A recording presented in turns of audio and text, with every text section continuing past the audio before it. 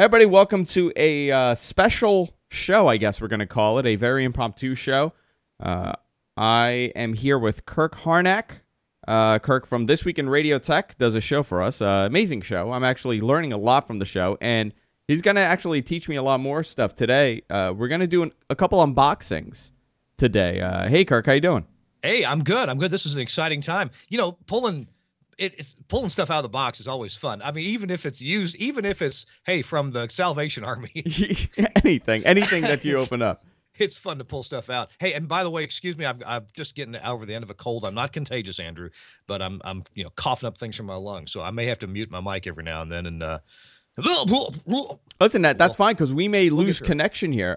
We had a big storm hit New York City. Hurricane Sandy hit us. For people who don't know, I don't know who doesn't at this point, and Queens got hit hard, and a lot of parts of Queens are without power. 80 homes are caught on fire and were destroyed in Sandy Point, Breezy Point, Queens, the southern western tip of Queens. And here in Bayside, actually, a lot of homes are without power, no internet, nothing. We're one of the only homes on the block that still have power. So if we go out, it's probably because they're probably doing work outside. You're one of the few guys that pays your bill. Yeah, I guess that's what it is. I guess that's what you have to do. The tip here is to pay your bill. That's right. So I want to go through some of this stuff with you, Kirk. Telos has sent over a bunch of equipment here, and I peeked at some of them, but I don't know much about them. As far as the technical stuff, you're coming to New York in about a week to hook everything up, and I thought it would be pretty cool if we go through it. You explain to us what it is that we're looking at. You kind of give me some more info on what I'm looking at here, so I have a better understanding of what I'm going to be using in the coming years. You know, I hope you don't mind me mentioning another podcast, but we did something similar with Leo over on the Twit network, and what got me interested in trying to get them onto some newer gear was two problems: persistent audio difficulties, sure, and mix minus. And when you do all these remote broadcasts, when you bring in people on Skype or even on the telephone, wherever they are remote, it's key to have a proper mix minus. Well, traditionally mix minus has been a little bit complicated. I mean, it's tough for somebody who's focused on being a talent or just running a board, or that needs to be off to the side and they need to focus on the content.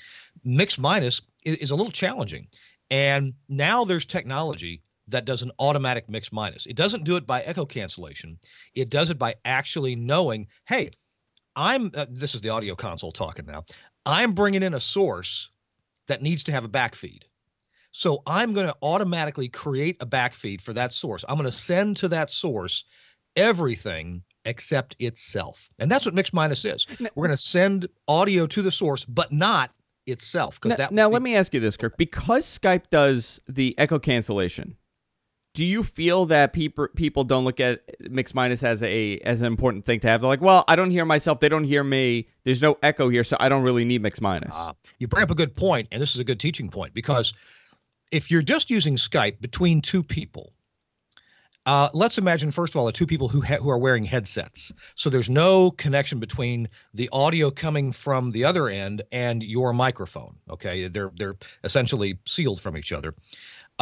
Mix minus isn't necessary. You are essentially sending mix. You're only sending your voice to your friend over Skype, right? Yeah. The problem comes if you have open speaker and open microphone. Let's say that you're having a Skype with somebody and you're using your laptop speakers and they're blaring, and you've got your mic that's also on the laptop. Well, there's a path there. There's an acoustic path between the speakers and the mic. So the person talking at the other end, they're blaring out your speakers, and they're going back in through the microphone back toward themselves. Well, that's where Skype's acoustic echo cancellation comes in. That's where it's necessary so people can carry on a semi-normal conversation with open mic, open speakers. Now, in the case of a broadcaster like you've got several Skypes coming in. Into a mixer. And right now, you don't have an acoustic path per se. You have something that's even a little worse. You have an actual, by golly, hard path. Now, I know that you've got a couple of mix minuses brought up on your board. We have two. Your board's capable of 2 mix minuses, but really, you need 4. You need 4 mix minuses. And your board can't do that, and most boards can't. So the audio console that you've gotten from Axia will create a mix minus for every single fader if you need to. You could have 8 people on Skype and have 8 mix minuses, because it just creates a mix minus for every source that's coming in that it needs to create a mix minus for. Sure. So pretty much, I mean, to kind of simplify for people, it's your audio feeding back to the whoever you're sending the audio to. So their audio actually is feeding back. Well, so, actually, that's the idea, is to not do that. The idea is not to do that. Yeah. Right. We want to send, like when you're talking to me, you're not hearing yourself back because I'm not sending you me. But at your end, when you're mixing Skype, let's say Skype A, B, C, and D, and let's just imagine for a minute you didn't have any mix minuses. Okay. Let's just imagine for a minute that you had none. And into every Skype machine you have, you're sending the full program mix of everybody, including the person coming in from that same Skype. Well, they're going to hear themselves back, and there's a delay because of the digital and Skype and all that and the internet, and it's real confusing. Now, Skype does have built-in echo cancellation, so it actually does a little bit of a job. If I send you audio and you're sending my audio right back to me, Skype actually squelches that pretty well. How does it know? You may be able to explain this, because people have asked me that all the time, and on the IIB forum it's come up, and of course on a lot of our technical shows it comes up. How does Skype know to cancel out your own audio to you? Well, the easy way to do that is just the process of ducking. Ducking is what your speakerphone does. You have a speakerphone on your desk, an plain ordinary speakerphone. When you're talking to the person who's talking to you, you notice a speakerphone is kind of a one-way. Either you're talking or the other party's talking. You really can't both talk at the same time on a basic speakerphone. That's because whenever the noise level, whenever your voice level in the room with your speakerphone is high enough, it ducks, it squelches down the volume coming out of the speaker. So with an ordinary speakerphone, 2 people actually can't talk at exactly the same time. It's switching back and forth between one and the other. And actually, that's how on-air phone systems used to work. They used to work like a speakerphone. In fact, at some radio stations, they would take a speakerphone and they just point a microphone at the speaker of the speakerphone. Well, some people still do that with cell phones. Some people still do that. Yeah. Well, so actually, this is what the company I work for, Telos, there were, prior to Telos inventing this, there were other on-air phone systems that did what's called a hybrid, and that helped a lot. But the guy who started Telos, Steve Church, invented a hybrid with a DSP component. So he used digital signal processing to really get rid of any of the disc jockey's voice that was bouncing back from the caller. Now, we were sending mix minus anyway to the caller, but anyway, he invented the first digital-based system that actually extracts unwanted voice from the phone caller, so you only hear the phone caller. Well, so I don't know how sophisticated Skype is. It could be fairly sophisticated because, now that Telos has had this around for almost 30 years, other folks are aware of how to do the same kind of technology. So by a combination of ducking and some voice removal, some echo cancellation, you can get a pretty reasonable echo cancellation. However, when we're doing our show, I know that, for example, sometimes I'll say something during the Torch show, and I know the other guys didn't hear it because they don't shut up. They're supposed to shut up when Kirk talks, right? Well, that's Skype's ability to do ducking, and it kind of cancels you out, and they're able to continue talking, so they can't hear you. That's a problem that a lot of people have, and they cannot figure out a way to turn off the ducking in Skype. Even if you have a proper mix minus, you still have some ducking. I don't know. I've after we install this console, we'll see. But when we install this console, every Skype participant in your shows will have a proper mix minus. And I don't know if there's a switch to change the way Skype behaves. I don't think there is. But I noticed that on other shows where we have proper mix minuses, we get really good behavior out of Skype. And there's still the delay. So sometimes you're trying to respond to somebody quickly in a real give and take conversational situation, and there's the delay. But other than the delay, I haven't heard of people having trouble hearing each other. So I think it also comes down to even if you have mix minus, it comes down to the levels that you're sending that Skype channel. Oh yeah, that's in there too. A lot of people set it a little too high, a little too low, and it kind of throws off the mix minus, and the ducking kicks in, or they can't hear you, or you can't hear them. Right. Well, we'll get the levels right too. That's something that and once it's set, this is something that you shouldn't have to futz with anymore. So you should be able just to bring your Skypes up and the levels will really be there. Unless you've got somebody on Skype who's new, who's providing you a level that's way too low, then you're going to have to adjust the fader. But the levels being sent to that person should always be pretty consistent. So I'm going to go through some of the stuff that I have here. I don't have a specific order except for the console, which I'll kind of save for last. Okay. But I'm going to go through here some of the equipment that... Or do you want to go with the console first, Kirk? What do you want to go with? Let's save it for later. Okay. Let's get some of the ancillary pieces. So I'm going to open this up right here. So everything came packed and shipped. I took them out of the box. You know, that's a whole science, getting the guys to design the packing materials. You know, and it was really packed well. All right, so over here we have the ProSTREAM. Aha. Now, you have told me this is for my audio feed, audio-only feed that I provide on my website, and that goes out to Stitcher Radio and TuneIn and pretty much all the audio-only services. But what does this unit exactly do? Here's the short explanation. It is an audio processor and an audio streaming encoder in one box. Now, it's a convenience thing. It's an appliance.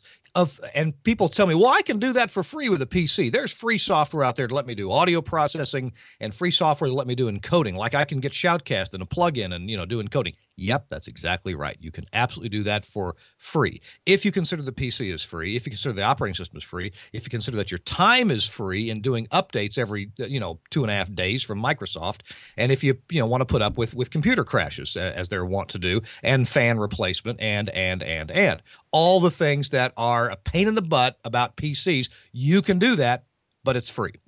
If you want an appliance that just sits there and runs and has no fans in it, it just boots up and freaking runs and does the job. That's why we invented this little box. It has, by the way, just for the geeks out there, it runs Linux. It's some parts of the kernel are real-time Linux, and I hope I got that exactly right. And then there are a couple applications that run that you don't have to start them; they just start up. And one of them is an Omnia multi-band audio processing app. It's called Omnia AX, and it has an input compressor, so it kind of rides the gain on the audio level. Then it has a 3-band compressor, so it divides the audio into lows, mediums, and highs. And there's a little man in there on each band with a volume control, holding the trying to get the audio to be pleasant sounding and equally dense and loud on all 3 bands. And then that's followed by a look-ahead limiter. And this is what is important for audio processing for an encoded stream, MP3 or AAC or whatever the stream coding is. So we have a look-ahead limiter, not a clipper. And then we also do things, we can adjust the what we call a low-pass filter so that we're not delivering too much high frequencies to the encoder if you're using a low bit rate. So let's say if you were streaming at 24 kilobits per second, a very low bit rate. Well, you really want to cut down the high frequencies, otherwise they're going to sound horrible. So that's all built into the ProSTREAM. Then after that comes the audio encoder, and there's actually with the beta software, there's 2 different encoders in there. You can encode at 2 different bit rates if you want to. So you could have a high bit rate stream, let's say 128 kilobits AAC, which is going to sound fabulous. And then you could also do another stream at, let's say, 56 kilobits per second HEAAC V2, which is in lots of phones, and it's just great for streaming mobile. It's very low bit rate, and yet the quality is really good. So we have 2 different encoders in there, and you can run them, separate bit rates, separate encoders. Then you have essentially 4 different outputs. Let's imagine that for redundancy's sake, Andrew, you wanted to have a stream replication service based out of, let's say Dallas. Okay. So you're going to send to a stream replicator in Dallas. Then you're going to send another stream to, Singapore. So you can have, streaming out of Singapore. And then you have one in New York. You can send one to New York. And you can send one to a local machine there in your office for streaming. So you can send the stream a number of places. And the last thing I want to mention is you can stick in metadata. So if you were to have a source of metadata, some radio stations do via their automation computer, or you just have a text file or it'd be cool to write an API to go to Google Calendar and grab your show information from there and put that metadata along with the audio. So how would you get the metadata to the stream? Via Ethernet, via the network. via the network. So you would tell it, okay, this is the metadata for this, and you could automate it where it would know, let's say my show was on, and then your This Week in Radio Tech is on Wednesdays at 8. So I would be able to automate that going into the ProStream so it could provide that information. You know, the ProStream has a filter or a parser that's built in that you can program, but it's not a scheduler. So there's actually third-party software out there, and some radio stations use this. Let's say you're a radio station and you want to put that text in the RDS, you know, in your car radio that has the RDS display. There's third-party software that actually goes to the automation system and says, "Hey, are you playing a new song or still the old song you were playing? Oh, it's time to schedule a, you know, I don't know, a anti-smoking, you know, announcement. Oh, hey, it's time to dedicate this next song to somebody who wants it dedicated." And so there's third-party software that actually does text message scheduling. And so the ProStream would talk to that. So again, the ProStream doesn't have a scheduler built in, but it does have a parser. So if some automation systems, or most of them actually, will provide you with title and artist information, but just at the beginning of each song when the song starts. Very cool. And the fact that it does audio processing in it is fascinating to me. Now, what if you already have an Omnia, you know, processor? Would you have to modify this one where you're not doing the processing because you're already doing it? You can bypass the processing inside the ProStream. You can also, the ProStream has an analog audio output and a live wire, that's audio over IP, audio output. So you can get the processed audio out of the ProStream separate from its encoding function. So let's just say that, hey, I've got, for example, the ProStream does not encode in Windows Media format. Okay, so if you wanted to encode in Windows Media Audio, WMA, and you had a separate PC to do that, you could get a copy of the audio that's been processed properly for streaming out of the ProStream, either again by analog output or by LiveWire, and get that audio into processed audio into your Windows Media computer and encode that way. Oh, very interesting. Someone in the chat said, "Ew, WMA." Yeah, well, that's the way I feel, but hey, I think that's the way that a lot of people feel. So we brought up Omnia, we brought up audio processing, and that's exactly what we have here next. Okay. I'm going to open this up here, throw all the box. I'm making a big mess here, by the way, but it's worth it. So here is an Omnia processor, actually. That's the piece de la résistance. When I told a couple people that we got this, and they did the same exact, oh, wow, ooh. Well, the Omnia One, I got to tell you, this is the most amazing audio processor. First of all, I will tell you that it has the same DSP power, and actually more DSP power and newer audio code, processing code as the original Omnia FM processor that I was showing to people back in the early 2000s, back in 2000, 2001, just before the Omnia 6 came out. And this is mostly for FM broadcasters. But the Omnia One it's got the same stuff in it, but more stuff we've learned for about 1/3 of the price that we used to charge for the Omnia FM. So, you know, Moore's law at work here. We get more and more processing power in a smaller and smaller space, and so we're able to build products that do more than they did 10 years ago at, you know, a lot less of the cost. So the Omnia One, if you want to show the back of it again. Sure. The Omnia, excuse me a second. Okay, the Omnia One on the back, it's got a lot of connectors. It does. And I want to point out that in the mode you're going to be using it, you won't be using a lot of these connectors. But we put the connectors on there so it'll work in lots of different environments. And with the Omnia One can be loaded with either FM processing software, AM processing software, multicast streaming software. So it's we call it multicast, but it's a appropriate processing for reduced bitrate encoding. And then there's also another one called the Studio Pro software, which is just real general processing for studio applications. So if you look on the back there, you'll see there's a lot of connectors. There's 2 analog inputs and 2 analog outputs. This is just XLR analog audio left and right, in and out. There's also 2 RJ45 connectors on the back of that. And even though they're on RJ45s, it's actually AES digital audio in and out. So it's the AES3 standard. Okay, time for another cough drop. And these are available in any of the softwares for audio in and audio out. So if you want to do digital AES in and out, there you go. And by the way, it's easy to convert from SPDIF, which is kind of a consumer format, to AES. Now, next on there, you're going to see something, the 4 BNC connectors. If you haven't been around FM radio stations, you would not be familiar with these for use in broadcasting. At least in audio broadcasting. The 4 BNC connectors come alive when you load the FM processing software onto this.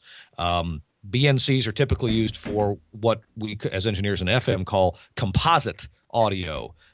Composite comes out on a BNC, goes through a little coax cable, and it is the stereo FM signal that is going to modulate an FM transmitter. Now, again, you won't be using that, but if you ever run an FM station, they're out of your house. I won't tell anybody, and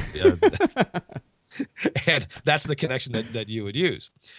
There's also when you're doing FM composite and you want to do RDS, you want to synchronize the RDS generator with your 19 kilohertz stereo pilot. That's the thing that makes the red stereo light come on your on your FM stereo. So it has a 19 kilohertz reference output, for example. Now, next, moving right along on there, what else is on the back? Just actually, somebody had asked a question. I don't know if they said, can it encode the audio to SDI embedded format? No, it cannot. Okay, that's a good question, but no, it cannot. At Telos, we have another division called Linear Acoustic, and Linear Acoustic makes audio processors for television purposes, and they have all kinds of stuff that does SDI de-embedding and embedding. But in the radio broadcast world, we really don't have a need for that. Now, you brought up that you could do multiple different types of processing. Can you explain to us the difference between processing for AM, processing for FM, and possibly processing for an internet-only feed? It's a good question. I'll try to boil it down to its essentials. Every transmission medium has different characteristics that we want to either exploit or what's the word? Not moderate, but well, we want to process the audio so it works the best through a given medium. So imagine if you okay, great example. Let's say you're two ships at sea and you're a mile apart and you want to communicate with each other. Well, you can't yell to the other guys because they're not going to hear you. So that's why they have those light boxes that they turn on and off and do Morse code through a light box, right? If you're beyond the horizon, you may communicate via radio, and so you're going to use a different means. Well, processing for an AM transmitter has one set of parameters that you want to do. Processing for an FM transmitter has another set of parameters. For example, with FM, you have what we call preemphasis. We actually boost the heck out of the high frequencies on an FM transmission, and those highs are then decreased by an equal amount in every FM radio. Every FM radio basically has the highs turned way down to compensate for the transmission being the highs boosted so much. Okay. I bet if you're not in radio, you wouldn't have known that. And not that you have to. The point is it comes out flat. By the way, old vinyl records, same thing. Highs are boosted on vinyl records, and your phono preamp, remember those? That would cut the highs by a complementary curve. So you'd end up with a flat response. And the reason was because bass on a vinyl record, you can't have too much bass excursion. So we actually end up having to, record the bass at a pretty low level. Okay. And then for internet streaming, that's a whole different ball of wax. Here's the deal. With internet streaming, we're almost always doing bit rate reduction or encoding. Yeah. And I'm talking about MP3, AAC, HEAAC, Windows Media, OGG Vorbis, any different kind of streaming that we're doing, we're cutting way back on the amount of bits. Well, we're doing that by psychoacoustic analysis of the audio and simply not encoding all the stuff that your ear isn't really going to notice if it's gone. Now, you can have discussions all day long. Oh, but I notice it's gone. It's crap. It's no good. It depends on the bit rate, depends on the exact algorithm. It's certainly possible to do audio encoding that 99.9% of the population doesn't notice, and it really does sound good. Is it also the compression that's put into some of the audio streams on the internet that affected as well? It depends on what you mean by compression. This word compression, it's so frustrating. We had this discussion over drinks a couple of months ago about what compression means. Well, it depends. Do you mean compression in terms of the audio level, taking loud stuff and making it quieter and taking quiet stuff and making it louder so it's all the same freaking volume? I mean the actual stream is compressed, not the audio, but the format is a compressed format, or the bit rate is compressed. And that's what I thought you meant. I just wanted to clarify those two. When you compress audio for streaming, and that's why sometimes I try to technically call it bit rate reduction. We're taking the bit rate, a linear bit rate. If we were to take the audio off of a CD, which is not compressed, it's linear, it's bit for bit sampled. Okay, that bit rate from a CD is roughly 2 megabits per second. 2 megabits per second. Now, if you want to stream at 2 megabits per second, it would sound fabulous, but that's going to limit a lot of folks from being able to listen to it, take up all kinds of bandwidth on the internet. So we do this. We do one of these algorithms like MP3 or AAC is the most popular for streaming. And these algorithms reduce the bit rate markedly through a lot of tricks. Some are mathematical tricks. Some are psychoacoustic tricks. Most stereo audio is really pretty close to mono. So what we do is we just encode it as if it were mono. And then if there's a little bit extra on the left or a little bit extra on the right, we just give some shorthand to that and say, hey, by the way, this mono audio, it's really pushed over here to the left a little bit, or it's really pushed over to the right a little bit. So or this audio is now moving across the field from left to right. Those are ways that we don't have to encode the left channel and the right channel separately. We can actually encode them as if they were mono, and then also encode cues as to where to put this audio left or right. We could have hours and hours discussion about this, but the technology is just absolutely amazing. And if you use it right, it can really sound good. And even if you use it right, if the idea is to get the bit rate really low, let's say for mobile phone listeners to stream audio, well, it can still be of what I would call entertainment quality. This algorithm that's called HEAAC V2, it really sounds awfully good at 56 kilobits per second, 64 kilobits per second, and 48 kilobits per second. A lot of radio stations are moving to this the stream speed because it's just perfectly adequate to make your ears happy most of the time. Yeah, anyway. I was very surprised to notice that to see that a lot of internet streams. I was going through talk radio, for example, on Stitcher Radio, because they have an entire directory of all the talk radio stations. And the internet streams, let's say an internet-only stream, is sending at about 128 kilobits per second. A lot of the talk radio streams that are actually a radio station that has an internet feed are doing 32. And on the one hand, 32 kilobits per second using MP3 sucks really bad. It's just horrible. 32 kilobits per second using plain regular AAC, it's not so good either. 32 kilobits per second using Windows Media, WMA, awful. But 32 kilobits per second using HEAAC V2, it's not bad. Now, is it a symphony concert? No. But is it listenable without making your brain hurt, without making your ears get fatigued? Generally speaking, yeah. So when a lot of folks compare broadcasts or compare internet streams just by their bit rate, and you can't do it just by the bit rate. You also got to know what algorithm is being used. And also, I think a lot of times, a lot of internet only streams, depending, I mean, there's some big internet only streams and they do a lot of processing, but a lot of guys are not doing any kind of processing, so they look at it as, well, I'll bump up the bit rate of the stream and it'll sound a lot better. Well, and that's true. The higher the bit rate, the better it's going to sound almost no matter what. But it also depends if you're, see, a lot of people stream MP3 because it's compatible with so much out there, and that's fine. Maybe you do need to do an MP3 stream, but just realize if you're doing an MP3 stream, you get below 128 kilobits with an MP3 stream, and you're really going to start hearing some artifacts. Yeah. Even in mono, 96 kilobits, below that, you're going to start hearing some artifacts.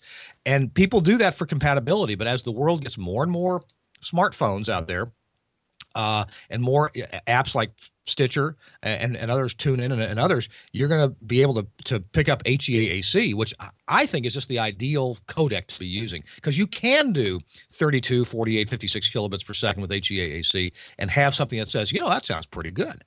So again, it depends on the algorithm, the bit rate, and the audio processing certainly doesn't hurt, and it certainly can help by doing that correctly. So many people make the mistake of just taking Oh, a DBX, plain Jane compressor.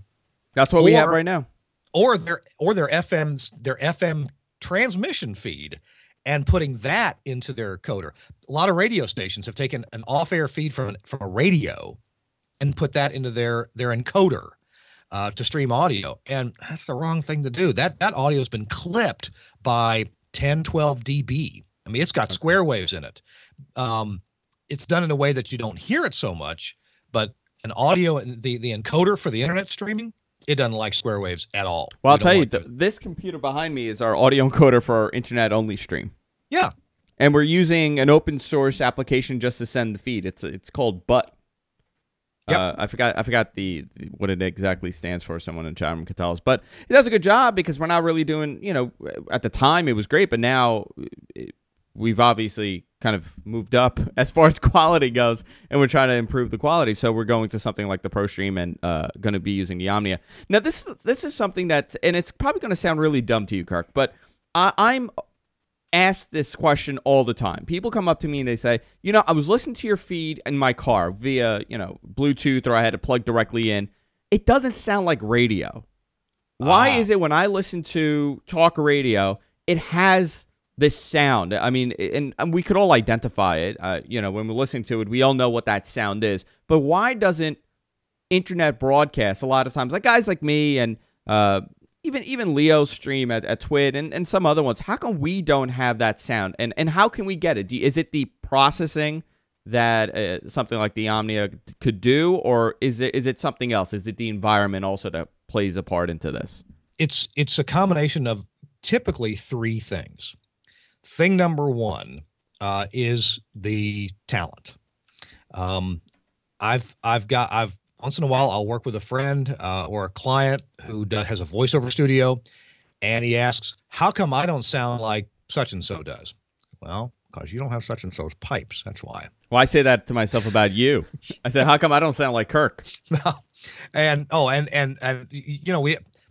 the wrong place to compare. I mean, I compare myself with, I used to work at a station in Kentucky, and I was cutting a spot.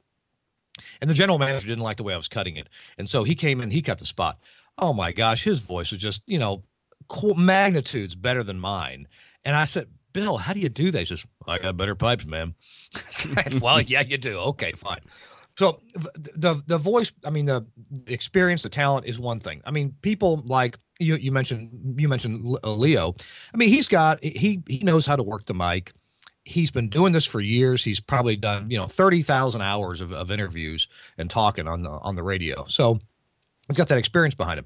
But then the next thing besides the talent, and he also comes from a generation of being on air and doing talk radio where you kind of had to learn, certain things in radio. Yeah. You had to follow a certain guideline. I mean, I think I have a lot of friends that work at Sirius, and they're now radio guys. I mean, and they don't care to be. They're just playing something and they're doing a talk up every now and then.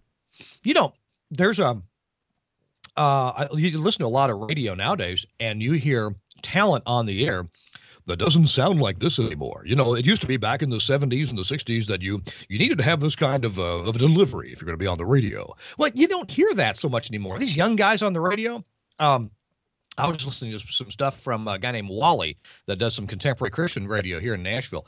And this guy doesn't have a disc jockey voice. He just talks. And that's what a lot of folks identify with nowadays. They don't want to hear a guy delivering to them. They want to hear a guy having a natural conversation with them. So we'll get past that, but it's not really, sure, it's good to be effective in communication. It's not good to compare yourself with somebody who's, came up in the 60s or 70s doing radio. Next thing, of course, I mean, little things like, the microphone, the quality of the mic processor and all that can play into it. You can certainly screw things up by having the wrong mic technique, or the wrong settings on a mic processor. But you're right. If you suspected that the audio processing before encoding makes a difference, sure it does. And we can experiment when I come to install that Omnia One processor. We can experiment with cranking it up and, giving you a real multi-band sound, and everything that you say is going to come out, good and strong and loud on the stream. And we can experiment. If that's what you want, we'll set a preset and you can have it there. We can also back it off a bit and make it sound a bit more natural. Now, you also explained to me when we were talking that there's there's a certain math to how they do the processing, because they know a lot of people are listening in their cars, so they kind of process it where they kind of know the size of a vehicle, the average size, so they kind of do it where it bounces off of the car and it sounds a certain way. Well, I will say this: if one reason to do audio processing is so that your program is listenable in a typical listening environment. So if, let's say you're a classical station and you say, oh, we don't want to have very much processing. And so you play the 1812 overture, and you've got to play most of it really soft so that the cannon fire doesn't overmodulate the transmitter. Well, this is not very listenable if you're, vacuuming the carpet, or if you're driving down the road and the road's bumpy and there's car noise and all this kind of stuff. So the point of processing is to just make the program more listenable and more comfortable to listen to. Of course you can overdo it. And a lot of stations, a lot of radio stations do overdo it. Why do they overdo it? Because they think it sounds good, or they're not aware of it?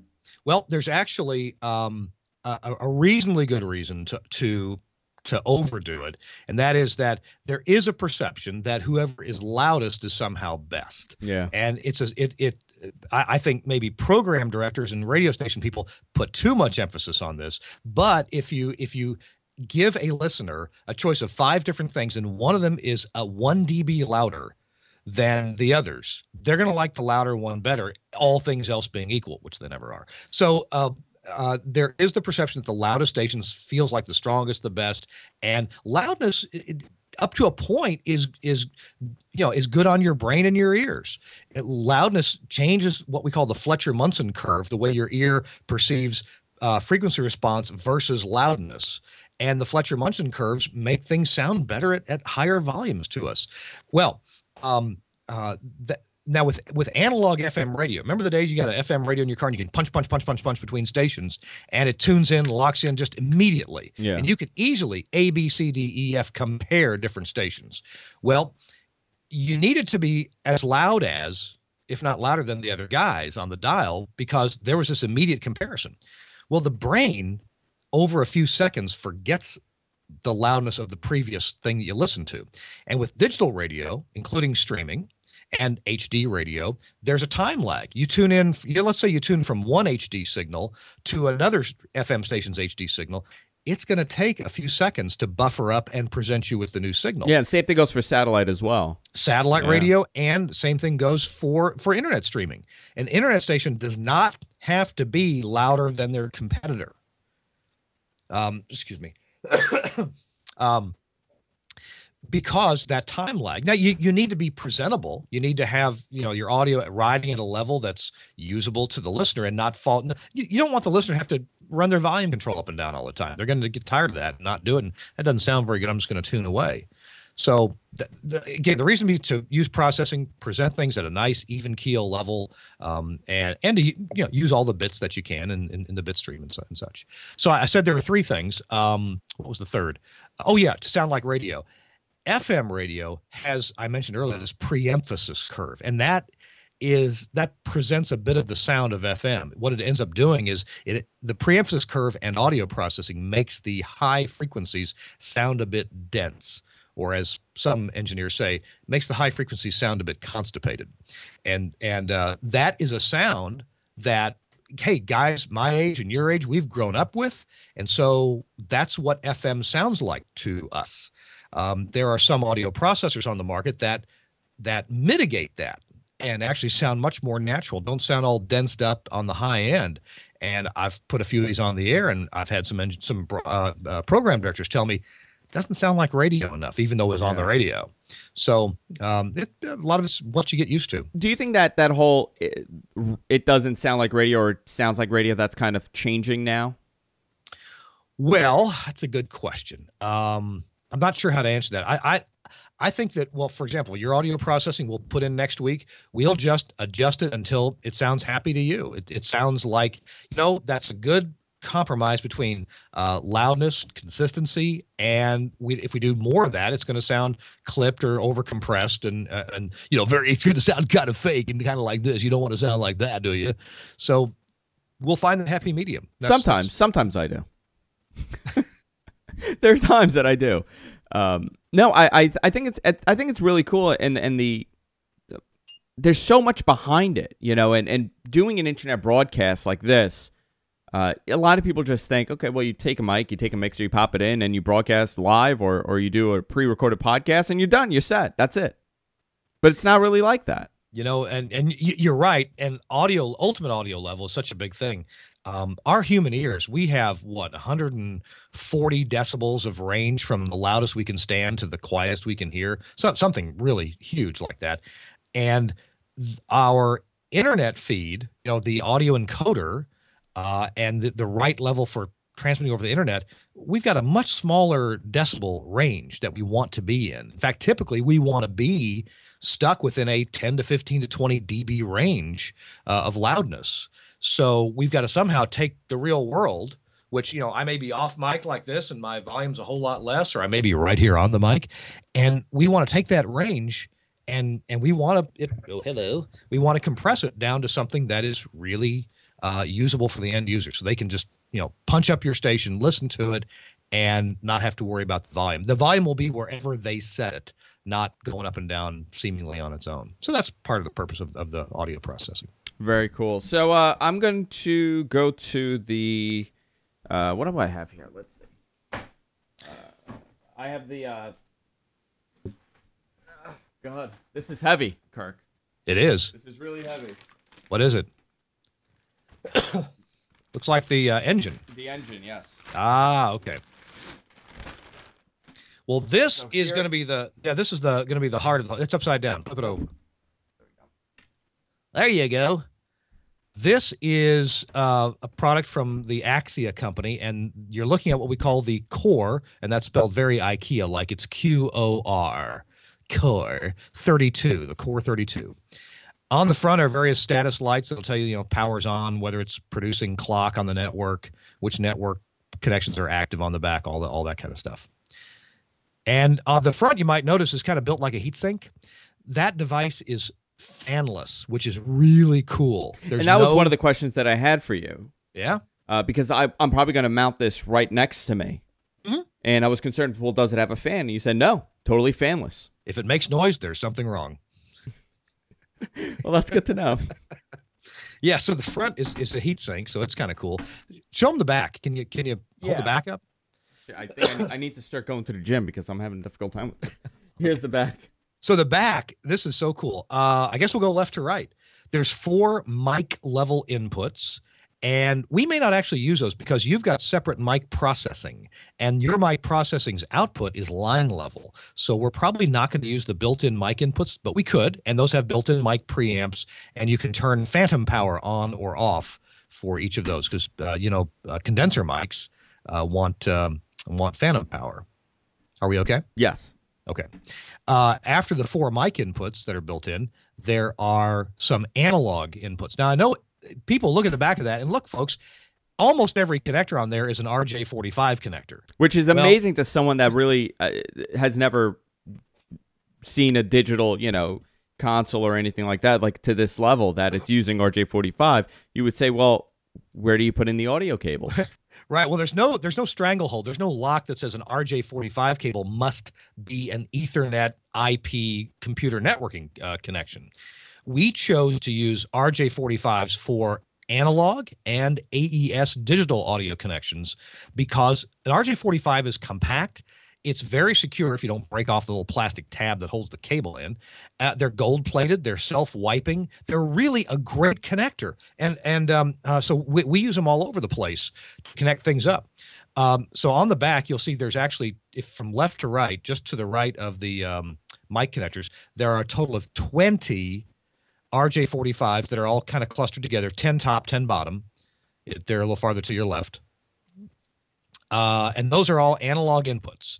They use RJ45. So, RJ45 is 8 wires. It's 4 pairs.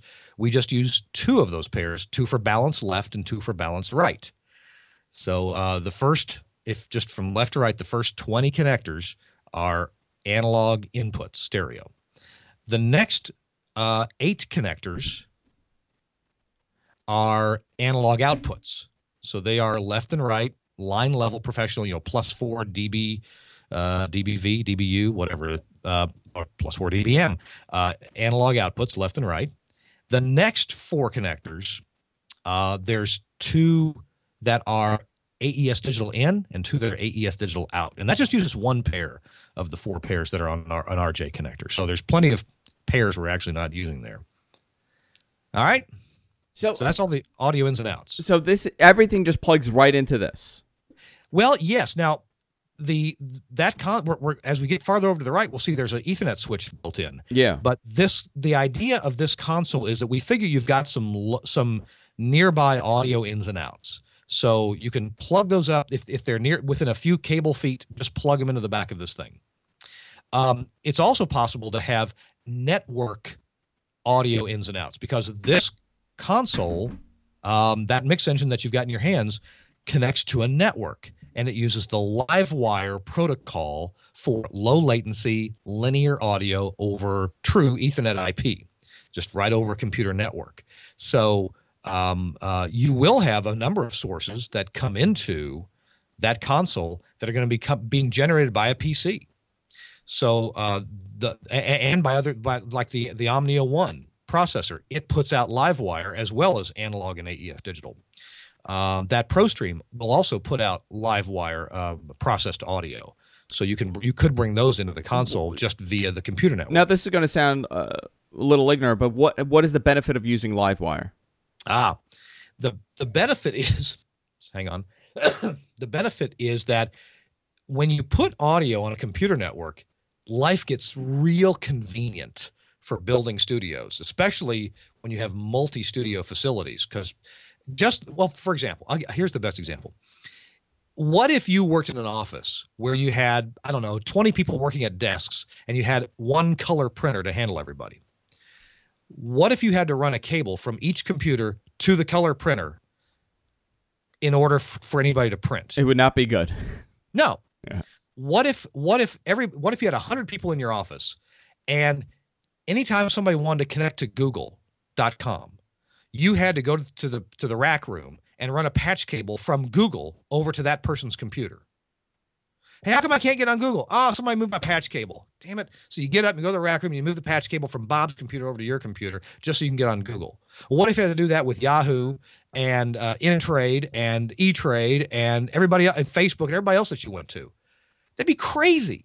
Well, that's what packet-centric networking does for us, is it lets us connect to anything else that's on the network, whether it's the internet network or our own local network.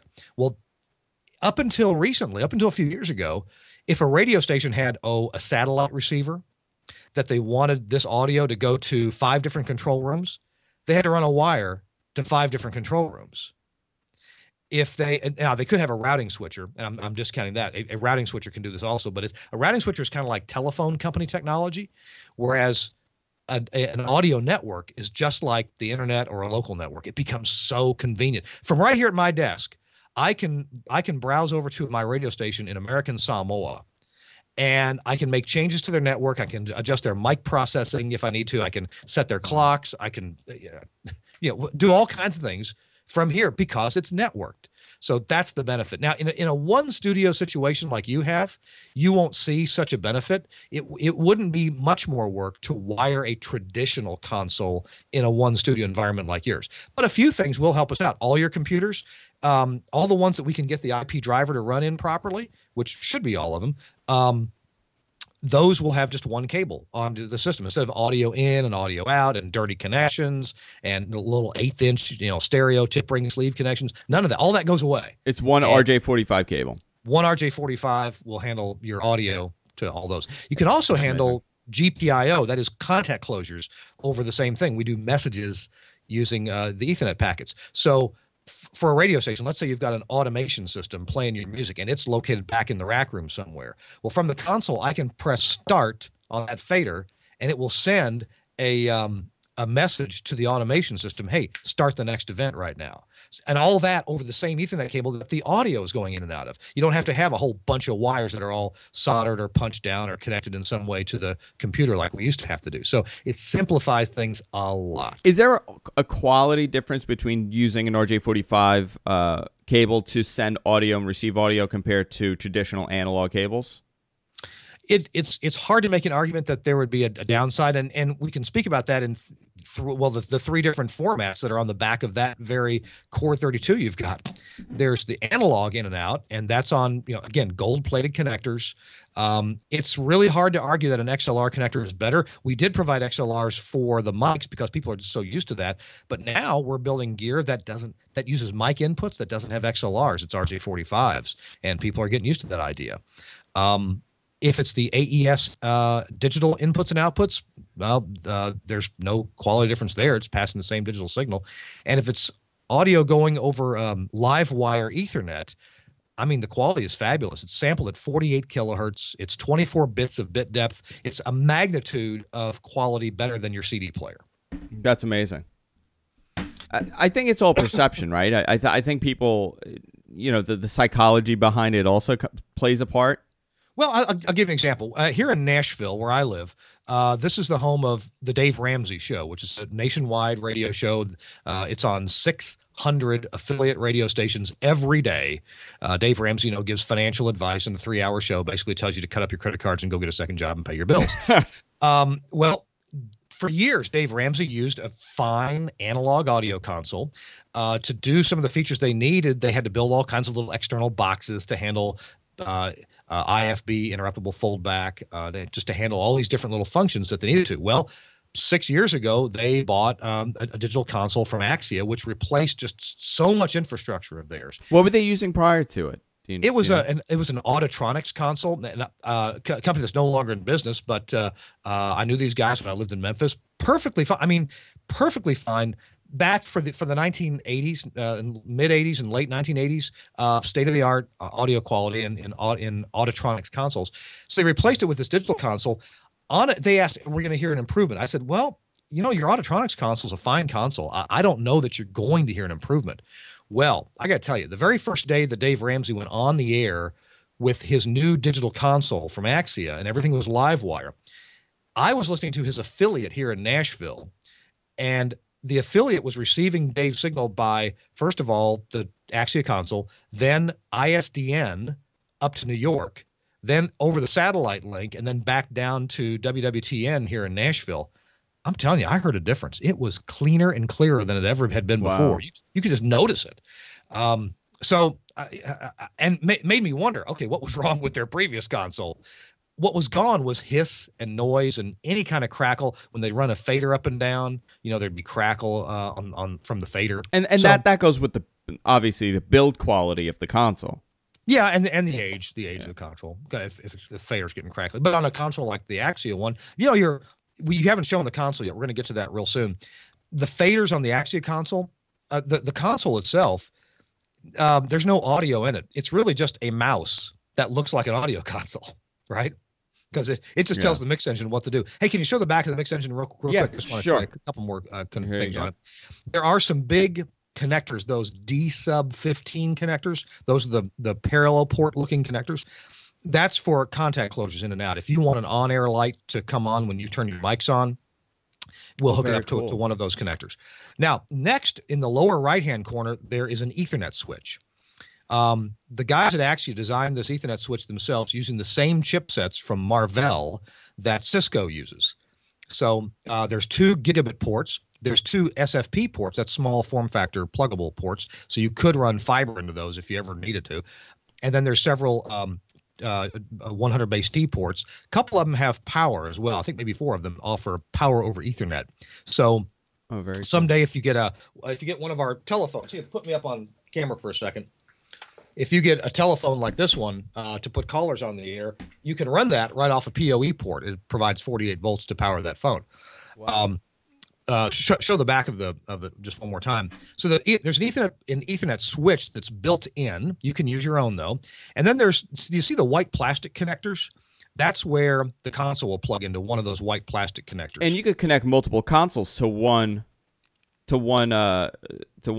engine. Yeah, you actually can. Now it's not multiple different. Well, actually, it can be. It's a long story. I don't know how to explain it now. You can actually run 2 radio stations off one of those engines. Wow. You could add 8 more faders if you ever wanted to.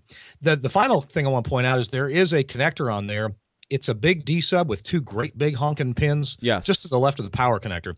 That's for a backup power supply. If you ever wanted to have a backup power supply, we make a box that just does a power supply. And what is the accessory for? There's an accessory on the side.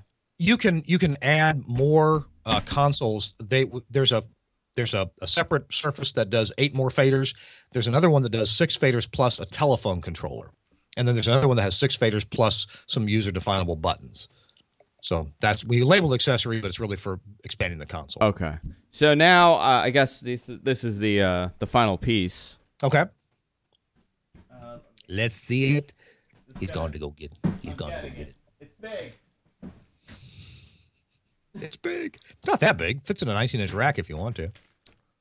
All right. So it's nice and wrapped.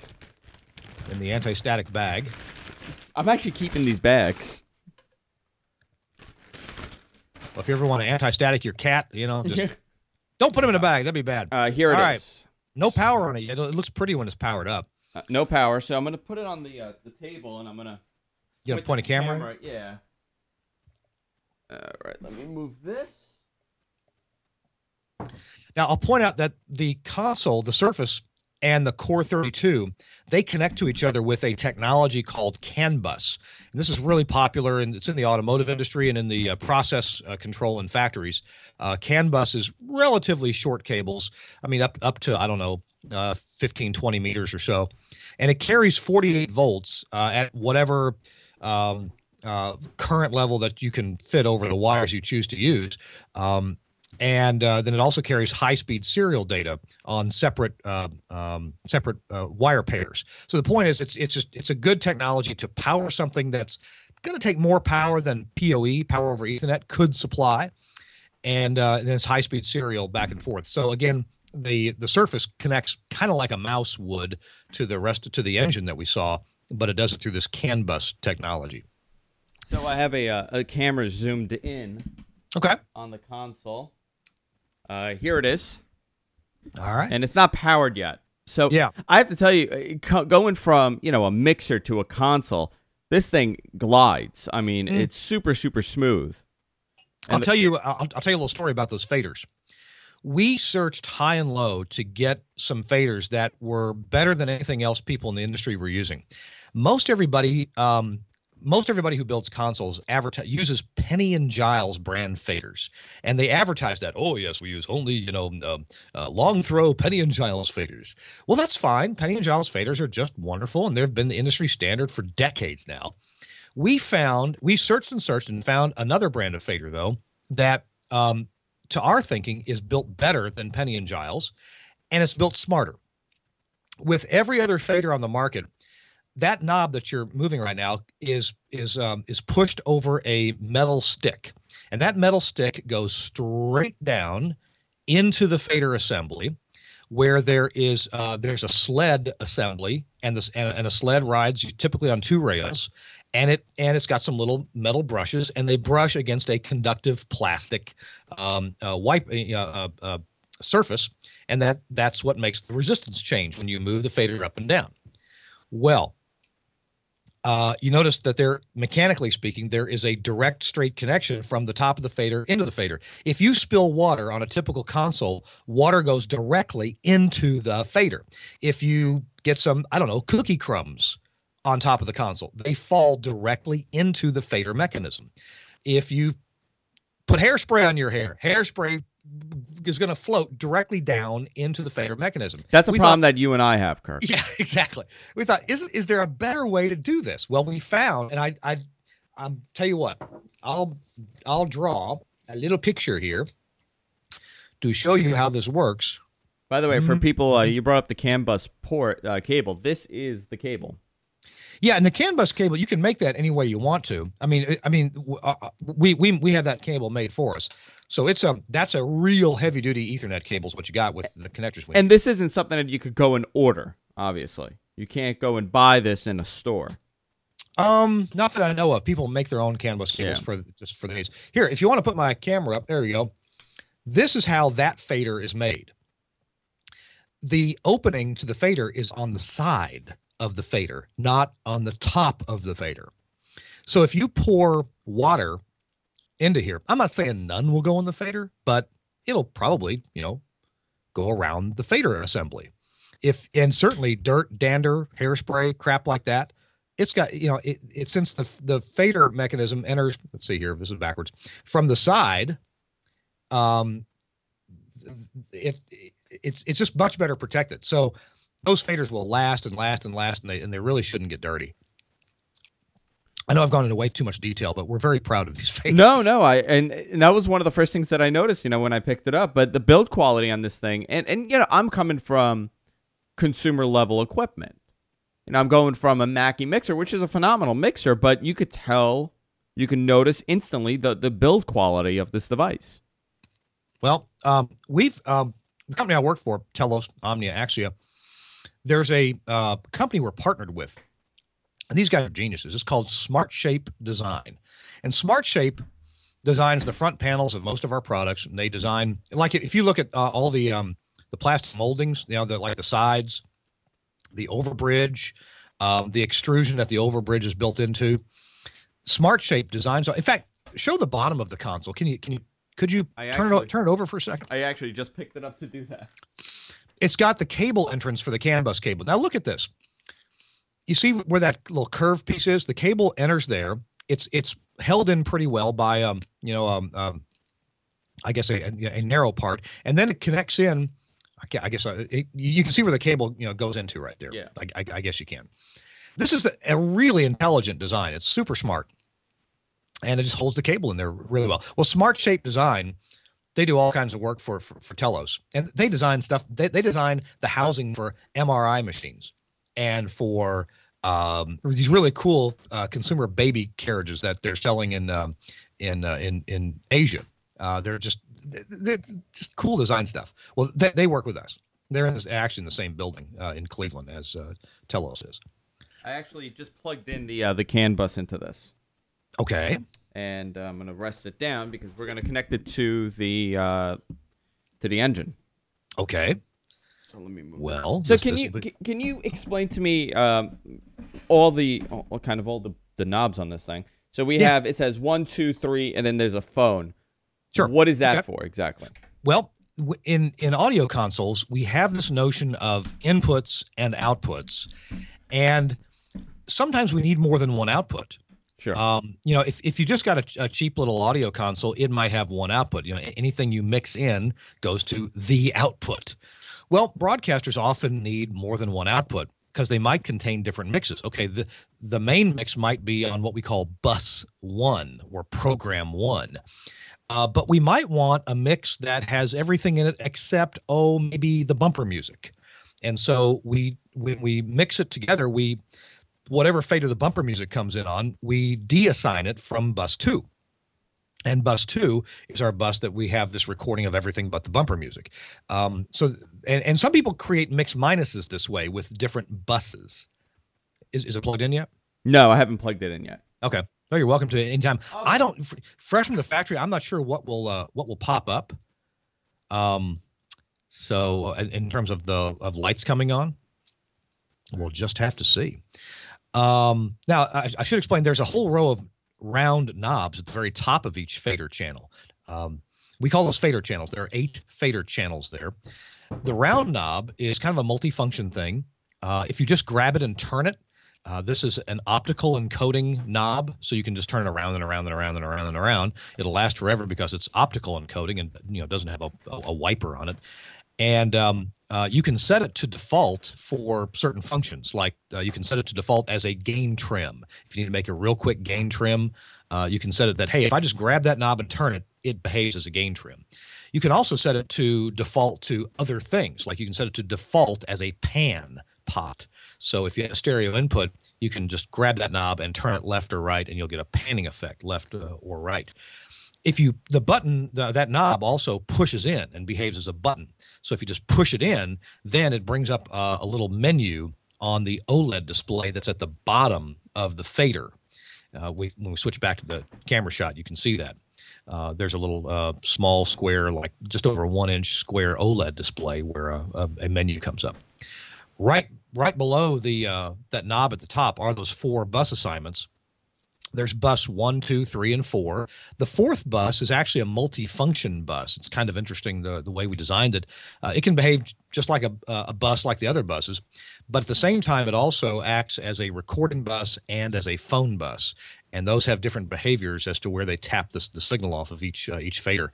For example, the phone bus. God, this is a bit too complicated to try to explain right here. But it's to say that, oh, look, it's on. There it is. And it's flashing 12 just like your VCR.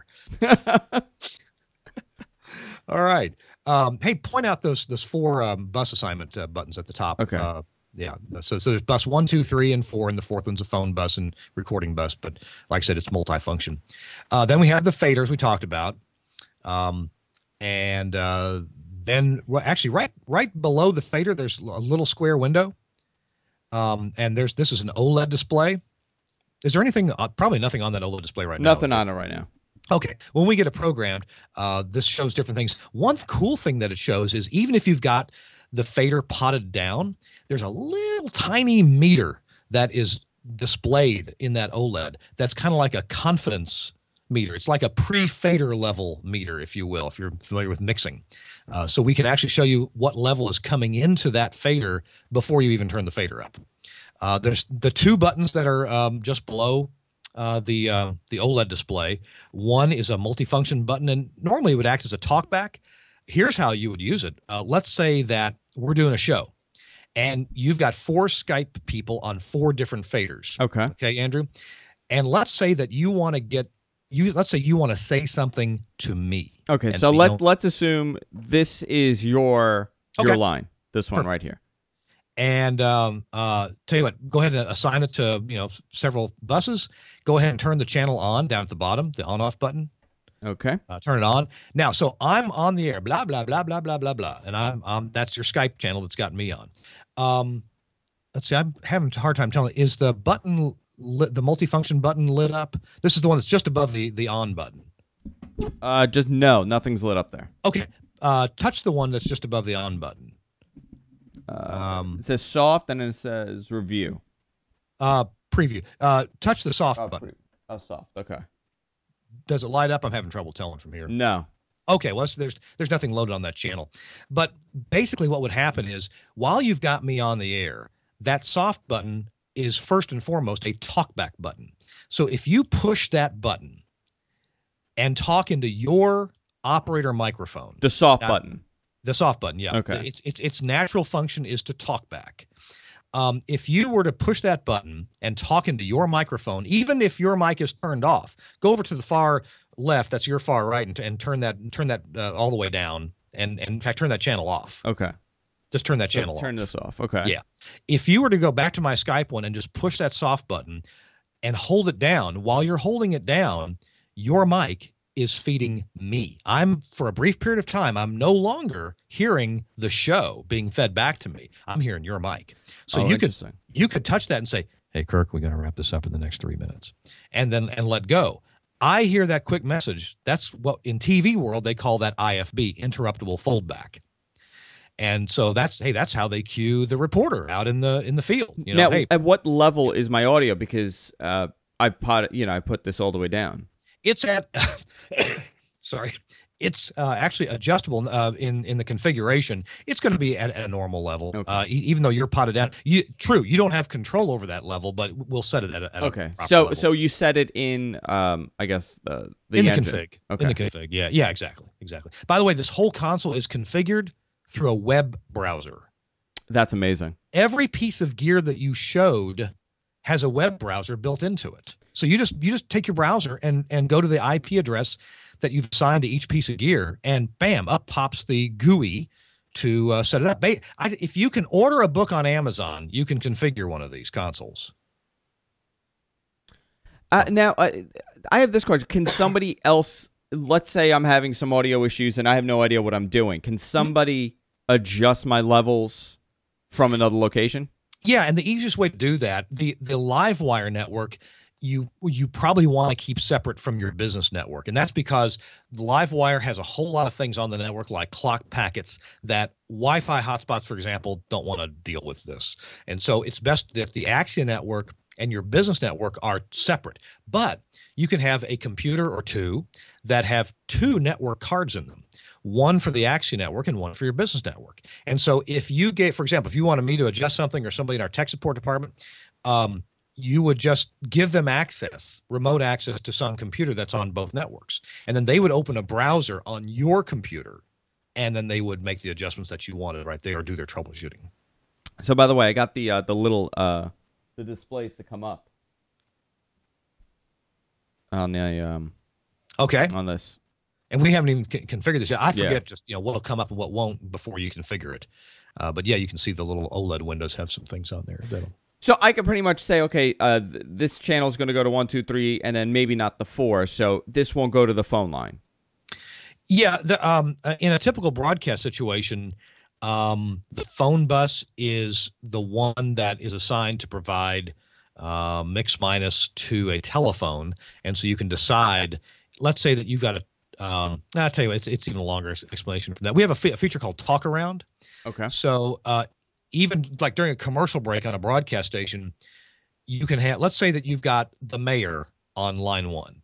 And let's say you've got a remote reporter coming in through an IP codec on line 2, and then you've got several people in the studio and yourself, and you've got a commercial playing on the air. Well, you can set the console up such that everybody whose fader is turned off during the commercial break can talk around to each other just through their normal mic and headphones. They can all hear each other, including the mayor and the reporter on the remote IP codec. You could always have a conversation. Hey guys, after the break, what are we going to talk about? Yeah, you want to talk about, the new levy that's supposed to come up? You want to talk about the school tax? Okay, great. All right, hey, we're coming out of break. Hang on. And as soon as you put their faders back on, they'll start hearing the whole program again. But when you have their faders turned off, they're in a special hidden bus called the Talk Around bus.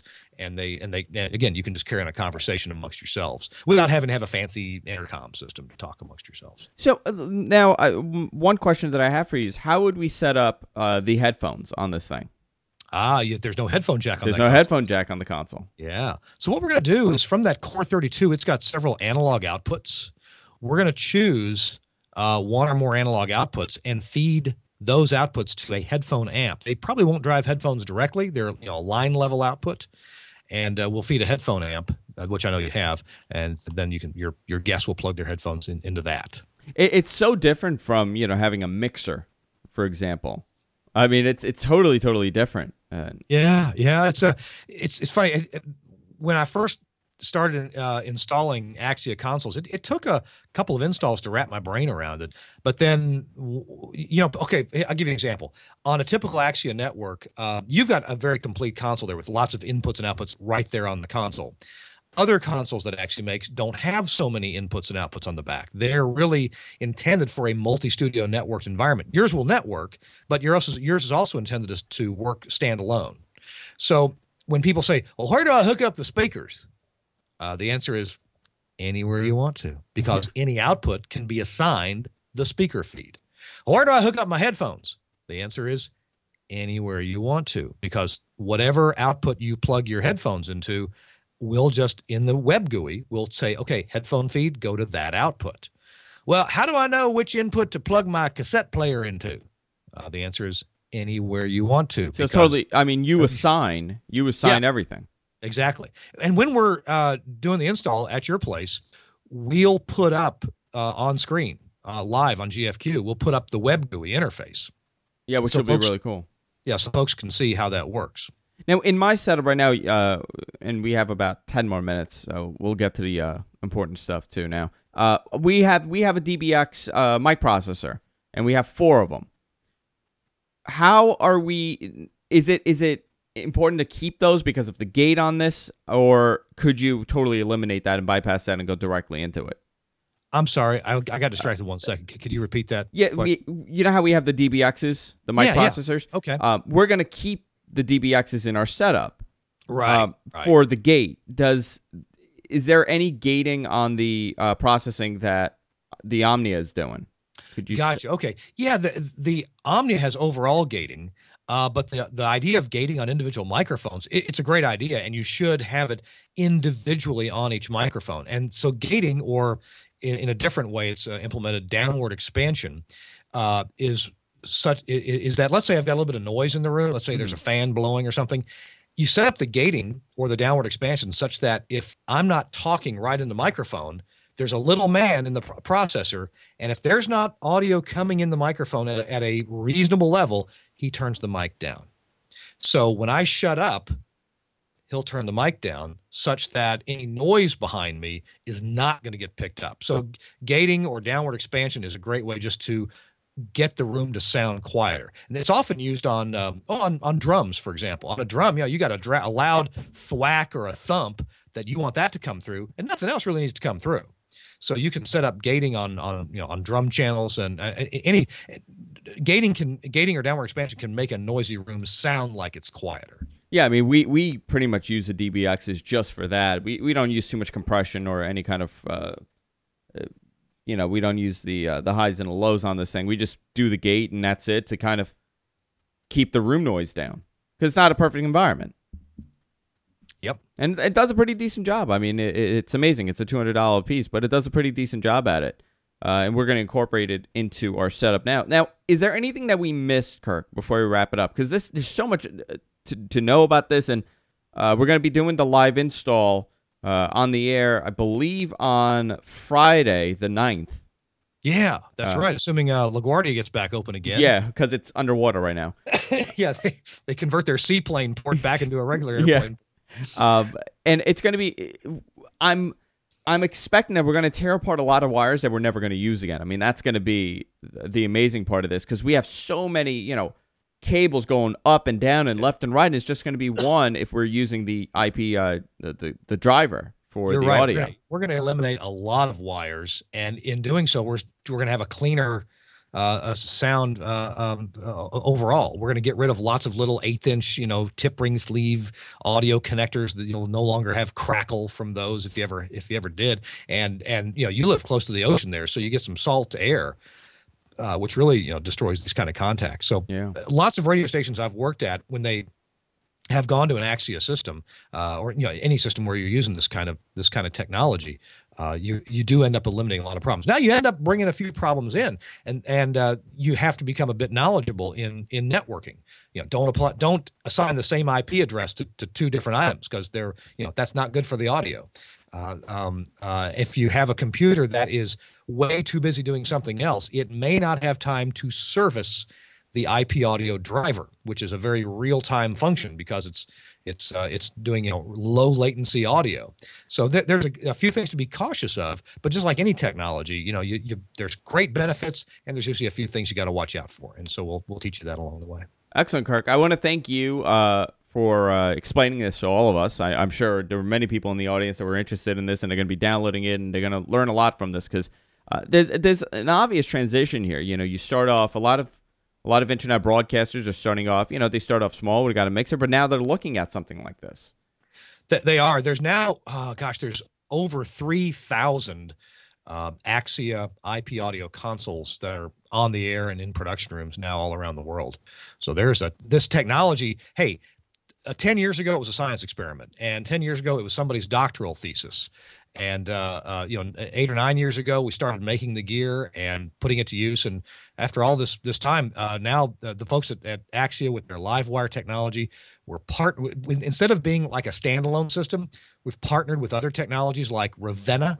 Ravenna is a European kind of equivalent to live wire, but now we're partnered with them. There's I want to say close to 60 different pieces of gear not made by Axia that plug into Axia Livewire or Ravenna systems, and they're becoming intercompatible so they can talk to each other. The line of consoles, big European line of consoles known as Lavo, L-A-W-O. These are usually big consoles, but they also make some smaller broadcast consoles. These are compatible now. So people are starting to recognize this kind of standard as something that they want to plug into. There's satellite receivers and program delay units and routing switchers and just all kinds of gear that just plugs right into Livewire. Lots of automation systems. It's very plug and play. I mean, it sounds complicated at first, but I've been looking at the manual to these things, and it's explained really well, and it's pretty self-explanatory. You plug in a button and you just set up the you assign whatever that channel is going to be. Hey, I was talking to a friend of mine in McAllen, Texas, a guy named Jorge Garza. And he's the engineer for the Univision stations in McAllen, Texas, right near the Mexico border. And the first studio that Jorge built, the first Livewire Axia studio, took him almost 2 weeks to put the studio together. Wow. His second studio took him 3.5 hours. Wow. And that included the time to pull out the wiring from the old studio. So he pre-configured a lot of it, but he didn't have a backup studio. He had to take a 50 kilowatt AM Spanish language talk station off the air in order to swap out the studio. So he didn't have all night to do this. He had to do it quickly. That's amazing. In 3.5 hours. His words, not mine. And that's what people find. Their first Axia studio, they got to kind of get their brain into this mode of, it's networking. It's not all audio like it used to be. It's really networking. So folks get to do that, and then they figure it out, and then the rest of the studios become fast. It's amazing. Thanks a lot, Kirk. I really appreciate you taking the time and explaining this to me. And I'm sure it's gonna be a lot more you're gonna have to explain next week when I'm standing. I'm like, but that's it? That's all you're plugging in? Also, I want to thank everybody at Telos Alliance for helping us out and sending this over. And this is gonna be a lot of fun. I'm really looking forward to hooking this up and hearing the difference and actually going through the process of setting one up. And we're going to be doing it live on the air. So you're going to see the tear down of the old equipment, and you're going to see us put everything in, and you're going to be able to tell us, hey, Andrew, this sounds great, or, you're a little high, or, we need your feedback. So I think it'll be a lot of fun. And once again, Kirk, thanks a lot. If you miss any portion of this, guys, you go to our website, gfqnetwork.com. We're going to have it up on the website probably within the next couple hours. And we're going to have a little explanation of what we spoke about and everything that we showed here on the show. Kirk is live tomorrow. You guys are going to be on, but at a different time with This Week in Radio Tech, right? Normally we do the show at 8 p.m. Eastern time, but this week it's my fault. I've got a social soiree to go to with my wife, and so it's very important to her, and so I'm going to make sure I'm accompanying her to that. And so we're going to do the show is it 3 p.m. Eastern time, right? 3 p.m. East, yes. That's 2 p.m. Central time, and we'll do This Week in Radio Tech. In fact, as soon as we get done right here, there's a guy named Scott Feibush. A lot of folks in broadcasting know of Scott. He does the website called Northeast Radio Watch. And I'm going to interview Scott here in just the next 5 minutes. We're going to do a pre-recorded interview because he can't be live tomorrow. So we're going to do a little pre-recorded interview with Scott. Oh, very cool. And he'll be providing us some updates on the post-Sandy broadcasting and what happened with broadcasters. A couple stations are down here, actually. Mm-hmm. And I believe one of the 92.3, which is like the party station, it's actually broadcasting 1010 Winds right now. Yes, because 1010 Winds transmitter got flooded. Yeah. And just in the same swamp as them, WOR, their engineer Tom Ray, who's one of our co-hosts on Tort, he's been camped out at or near the WOR transmitter site. Luckily, they just built it a few years ago, and they built it up a little higher, and it didn't flood. Unbelievable. But there's flooding all around it. Unbelievable. All right, guys. We'll see you all next week, and we'll see you all tomorrow for This Week in Radio Tech. See you then.